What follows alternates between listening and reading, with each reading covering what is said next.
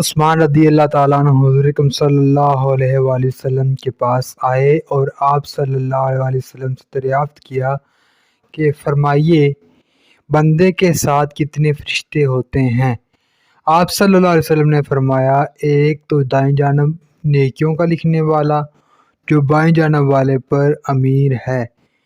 جب تو کوئی نیکی کرتا ہے وہ ایک کی بجائے 10 لکھتا ہے،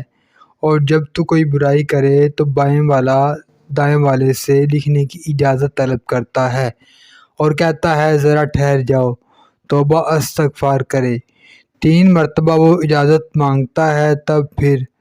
اگر اس نے توبہ نہ کی تو نیکی کا فرشتہ اس سے کہتا ہے کہ لکھ دے،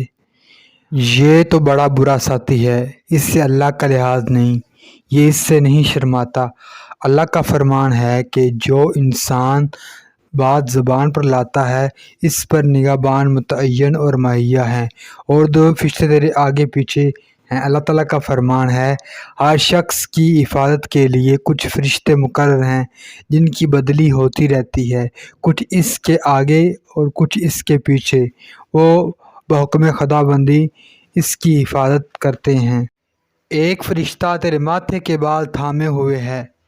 جب تو اللہ کے لیے تواضع اور فرتونی کرتا ہے وہ تجھے بلند درجہ کر دیتا ہے، اور جب تو اس کے سامنے سرکشی اور تکبر کرتا ہے تو وہ پست اور عاجز کر دیتا ہے۔ اور 2 فرشتے تیرے ہونٹوں پر ہیں، جو درود تو مجھ پر پڑھتا ہے اس کی حفاظت کرتے ہیں۔